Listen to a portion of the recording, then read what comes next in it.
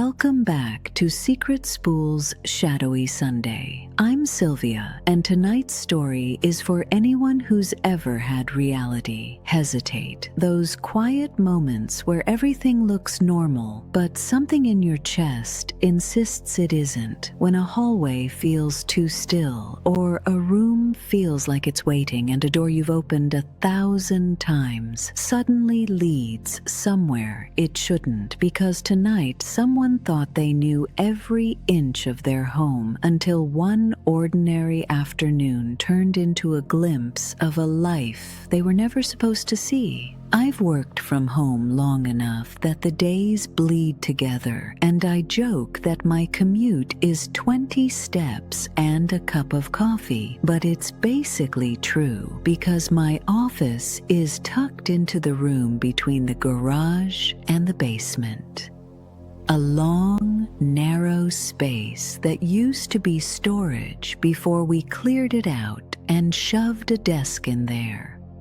The lights hum faintly the way older fixtures do. The air always feels just a little cooler than the rest of the house, as if the walls are still holding on to a different season. And on really quiet days, I can hear the occasional car passing somewhere outside. The sound softened through layers of drywall and concrete. It's not the kind of room anyone chooses for a cozy reading nook or a family gathering. It's practical and utilitarian, a place for spreadsheets, emails, and deadlines, which is probably why what happened there feels even stranger. Because this is not where anything magical is supposed to happen.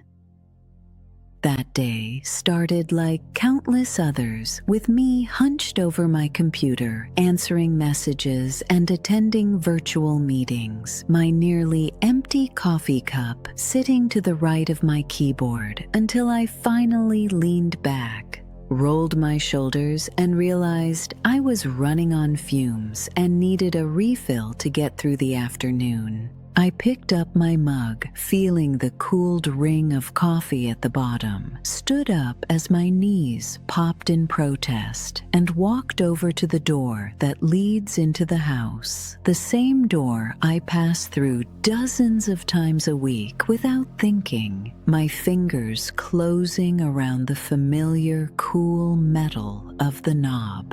I twisted the knob and pulled, and the very second the door opened, my body knew something was wrong before my mind did, because the air that brushed across my face wasn't the chill of the unfinished basement, but a soft warmth carrying the faint scent of old paper and laundry detergent. Instead of harsh light from a single bulb, there was layered, gentle lighting, the kind you get from lamps placed thoughtfully around a room, and where I expected bare cement, plastic bins, and an old treadmill, there was a fully finished room that absolutely should not have been there.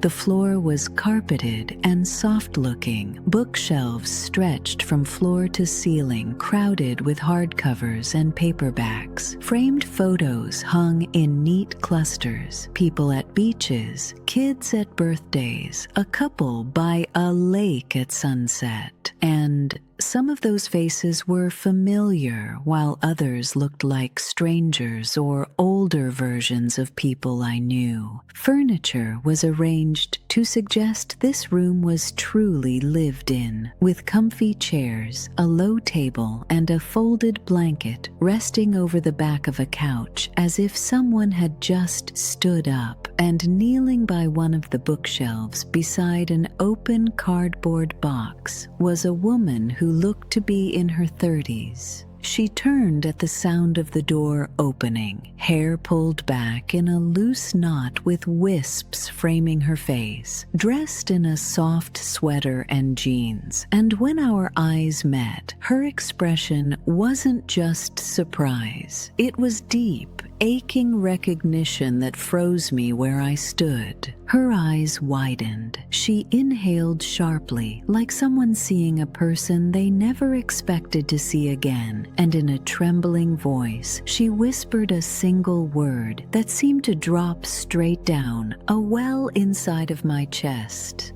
Amma.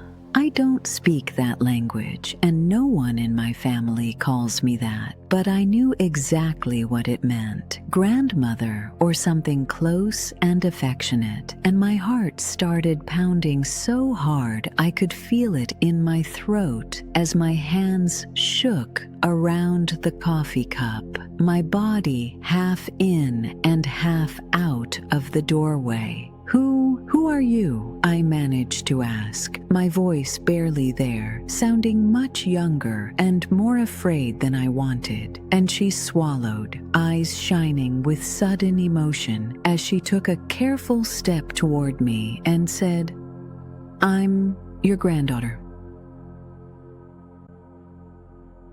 Before I could react, she turned her head toward the staircase at the far end of the room and called out, "Mom," with urgency, and a moment later I heard slow, creaking footsteps overhead, followed by a voice answering with a simple, familiar, "Yeah?"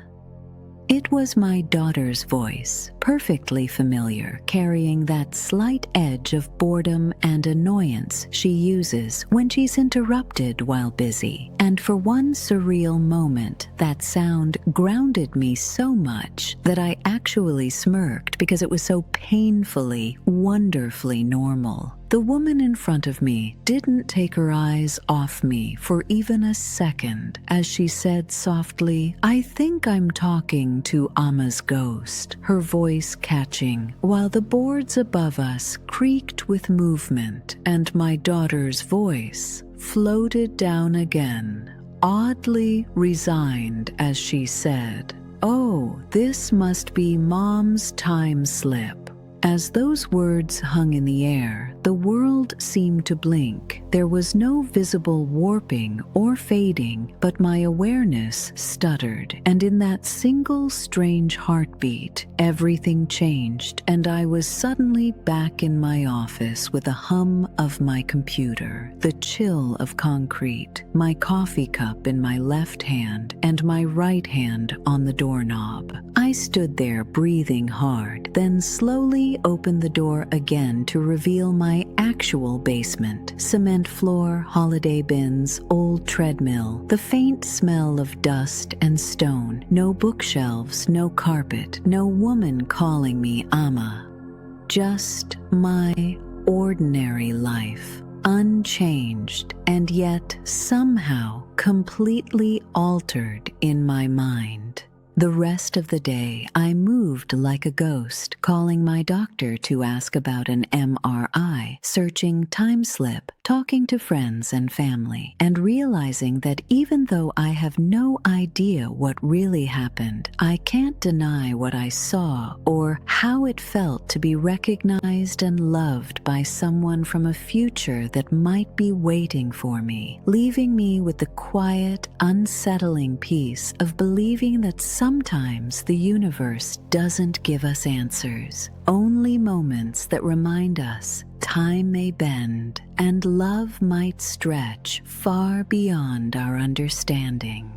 Thank you for listening to tonight's Shadowy Sunday story. Some mysteries aren't there to be solved. They're there to remind us that the world might be wider than we think, and that the love we give now might echo much further than we realize. If you've ever had a moment that made you question reality, share it in the comments below. And if this story stayed with you, don't forget to like, subscribe, and join us again tomorrow for another story here on SecretSpool. Until then, Leave one light on and pay attention to the doors you've walked through 1,000 times.